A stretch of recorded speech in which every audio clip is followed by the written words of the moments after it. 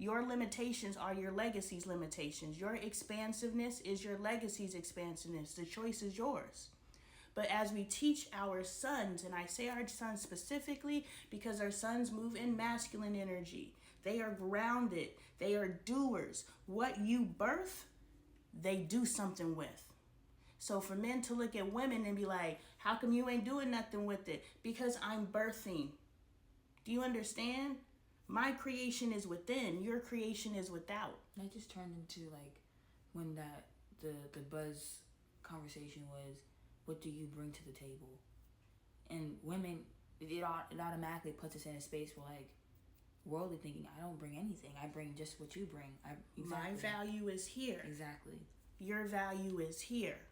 Stop looking at for me to be a man. I'm not a man. I'm a woman. My creation is here.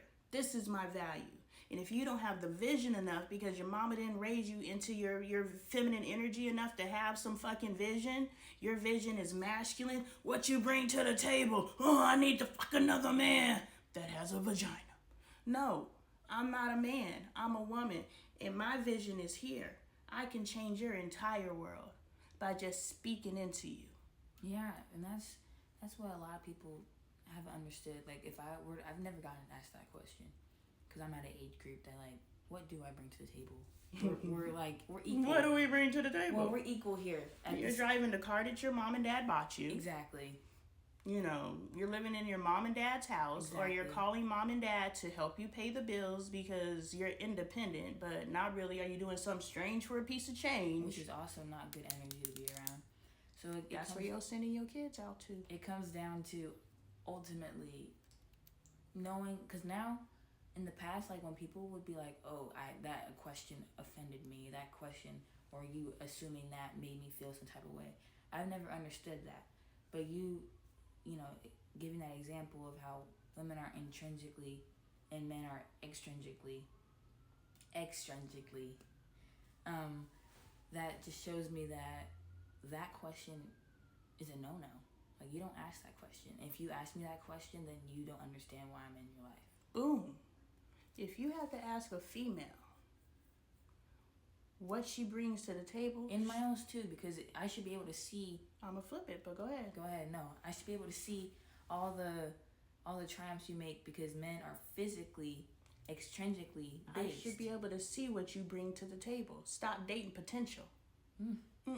You should be able to see what he brings to the table. Is this someone who has done something that I'm going to do? Watch the fruit. We don't have time to what you gonna do when your whole job is to fucking do. When Adam and Eve sinned, God said you will have labor pains. You will birth in pain. That's why growing these visions is so frustrating because God said, you think you're gonna have a vision, it's gonna be like, oh, if it's, oh, that ain't God. I'm sorry, it's not. It should always be a painful birthing experience because that is what God said. You're going to have to go through something to get this. That's what I was about yesterday. And we took it literally. We were like, because, Caden was drug-free. That was the most painful shit in my life. I don't wish that on nobody. And I probably could have done it if them people hadn't ruined my focus, but we ain't going to get into that. What I'm saying is we take it literally. But if we can take it and move, because everything in our holy scripture, wherever your scripture is everything. Nothing is separate. I told my friend, I was like, sis, you are a beautiful wife to me. You are a beautiful friend to me. You are a beautiful sister to me. You are a beautiful daughter to me. You are everything. You pull from all these different roles that you are in your life and you feed that into friendship to me. So whatever I need from you, she is a beautiful wife to me. She is a beautiful daughter to me. She is a beautiful mother to me. She's a beautiful, whatever I need from her, I go to her. And she may not be acting as my daughter when she's feeding into me. She may be giving me something that my mama should have gave me. She may be giving me something that my husband should have gave me. She may be giving me something and that is developing yourself and not just putting these attributes in a box. Oh, I love that. Move it. Smart. It's all free flowing. It's everything. So when God says you will experience labor pains, and God said you will toil the earth. If you don't work, you don't eat. Now we go to a man and we say, what do you bring to the table? Well, if you're 18 or 19, but also, how far has he taken himself from 18 to 19? Because I talked to a 15-year-old the other day and I was like, yo, you need to go look up financial literacy. You need to go look up how to be a husband. You need to go look up how to be a father at 15. So that young man, if he listens to me, will already be ahead of the game of every other person who says, I want to be a husband. He knows I am a husband at 15. We'll be right back. Those of you who own my book, if the book isn't working for you, it's because you're not working the book. Open the book line by line. It may take you a year to read the book. Why? Because every single line you are taking, and this is every book, but I'm telling y'all, go get my book and change your life. If you're doing a little bit of something with these videos, imagine what you could do with the written word that I actually wrote. Just $15. And some time. And some time. Invest in yourself. I invested in dropping the book and channeling the book so that you can now use it to heal yourself. This is what I use to heal myself. This is what I use to become the person I am today. That's where it started. But line by line, how does this make me feel? Okay, how can I grow myself from that? Don't read my book for entertainment. This is why every time you read a self-help book, you're like, didn't help me. Or it alters you while you're reading it, and then as soon as you put the book down, you go back to your old behaviors because you did not internalize. That's the difference between I'm going to just read this book and I'm going to use this as a tool. I'm going to just watch this video. But those of you who got a pen and paper while you watching these videos and taking notes, that's why I say this is teaching content. I'm not out here just running my yap. It's like, as a parent, you guys are supposed to rework these things. And that's where you guys need to get back in partnership because, like yesterday with Kaden, you guys shouldn't be going one way and the other one goes this way. It should be you both see the purpose of the recourse. And that's what the kids are picking up on now, that mom and dad aren't in unison.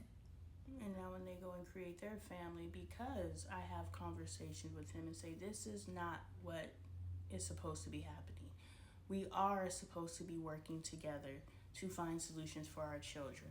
Now our children have a choice. Before, they only can move on demonstration. And now they got to go and try to seek a choice if they want something different. Comfortability and that too. Yes.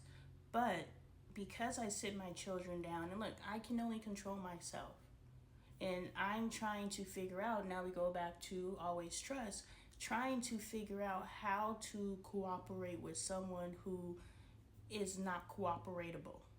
How do I cooperate with someone who isn't moving in a way that I feel is conducive with the success of myself in this family? But God just said while I was saying that, that's none of your freaking business. Your walk is your walk. Just be a Proverbs 31 wife, period. Love your husband. And through your demonstration, God will do the rest. But as long as you keep allowing the devil to, I stand on business. No, you ain't moving the way I want you to move, so I'm not moving. Which there's a time and place for that, right? There's a time for boundaries until you elevate your standards and then you move back into flow.